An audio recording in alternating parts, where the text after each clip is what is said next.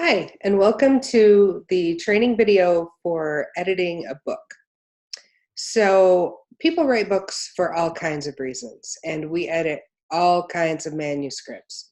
Short stories, long stories, it doesn't matter. We edit all of them. There's so many people that have the desire to write, but they need editors in order to make their books a reality. So, as an editor, it's your job to make sure the book looks its very best. And there's various steps that you will take as you edit. So, number one, the first part is that you want to do the first read through of the piece. You want to get a good idea of the type of editing you're going to be doing. This is usually fairly obvious right away, which is why before we provide an estimate to our clients, we always see what type of editing the book will require. If it's just basic spelling, grammar, that can be done fairly quickly. If there's going to be a lot of rewriting that's involved, that takes a longer period of time. So we always want to make sure that we build that into the estimate. So the first thing you want to do is do your preliminary read-through so you understand what type of editing the book needs. So the second step is to fix the formatting of the book. Today's books are very different than what they were even 10 years ago. The rules have probably changed since you were in school. So when you are editing a book, number one, it's always a good idea to do it in Microsoft Word. That is the program that most people use. It's the easiest one to work with, and so that's highly recommended. And we always try to get our clients to send us their manuscripts in Word. So the book should be single-spaced. A lot of people still think that double spacing is the way to go. And that might have worked for college papers or high school term papers or whatever. But when you're writing a book, single-spaced. That's what it needs to be.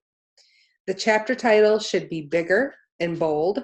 So you want to, and the client might have different ideas for what they want their chapter titles to look like. So you want to talk with them and get their opinion on that. After the chapter title, there should be 3 enters.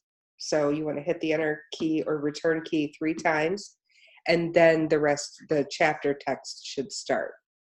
There should be no tabs in the text, and this is something you're going to see a lot. People will start their paragraphs with a tab. You want to go through and take all of those out. Tabs they're a big problem, especially when you're talking about publishing an ebook, which a lot of people want to do. So you want to make sure that all of the text is flush to the left side of the page and that every tab has been removed. So the next part of that is you want to look at the formatting that the book already has.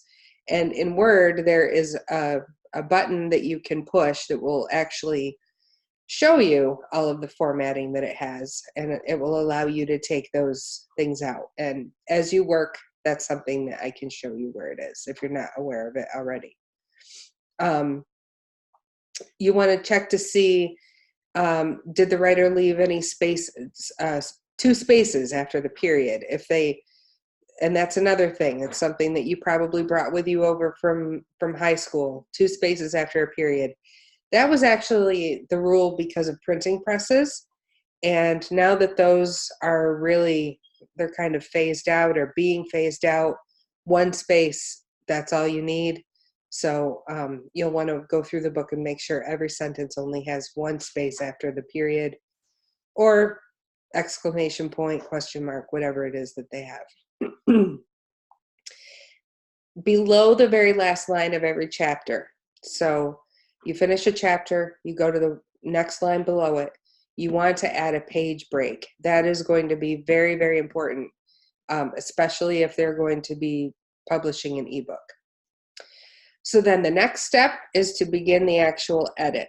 So the way that you edit will be very personal to you, and my methods might not feel natural to you at all, so I'm not going to go through how I edit. I want you to work in the way that seems best to you. And as long as the finished product is completely edited, is a completely edited book, then you are golden. As you read the book, you want to look for any problem areas. You want to correct any punctuation. You want to correct any grammar problems or spelling mistakes, fix any sentences that are too long and that need to be broken up, or that simply don't make sense. If you have a question about a sentence that, like, you know it's important, it needs to be there, but it doesn't quite make sense, maybe you're not exactly sure what the author was trying to say, it's always a good idea to highlight that in some way. For me, I make the text a red color, and that way when they go through and they're doing their reading, they can see, you know, where the issue is and answer the question and give clarification.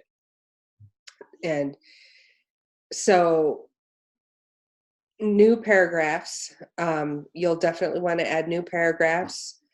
Today's books don't have really super long paragraphs that take up the whole page. The text is really broken down to make it easier for people to read. Nonfiction books often have headers. That's something that many nonfiction authors don't realize. And maybe they don't want them. But headers, you know, they break up the text so that it makes the book easier to read, easier to digest. And people can skip to the parts that they want, you know, if they are reading the book.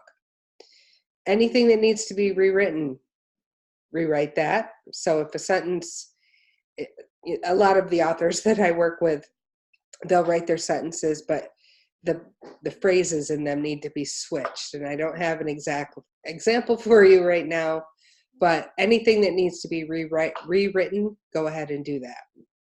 And ask questions. If there's something you don't understand, something that needs clarification, don't be afraid to ask questions. So when you're finished with the book, you want to take the next 2 steps. First thing you want to do is read through the entire book again, only this time read through it out loud. This will trick your brain into believing that it's seeing this text for the first time. That's something you don't get when you read it to yourself.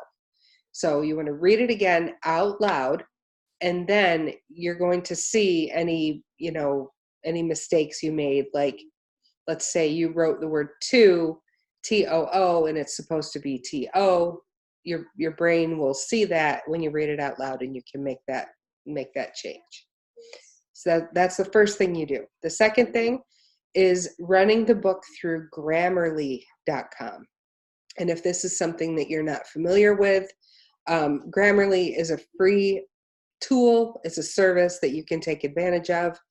And you can copy and paste the entire book into Grammarly, and it will go through all of it, and it will tell you if there's something that you missed, or, you know, something that needs to be fixed according to their rules. Now, sometimes, depending on the book, you might not be able to fix everything that Grammarly says to fix. But it is a very precise tool, and I would say about 99% of the time it's correct. So that will help you immensely. So once you've done those 2 things, that's it. You send the book on to the client, and their job then is to read through it again.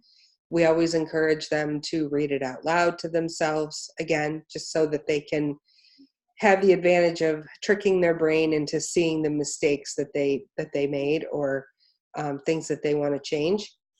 And they may have things that they want to change. And so if they do, you want to instruct them to send those changes in an email.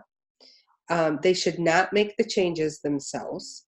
And if they want the book to be published on Amazon, it is vital, critical for the formatting to stay the way that it is, the way that you have made it be in that manuscript.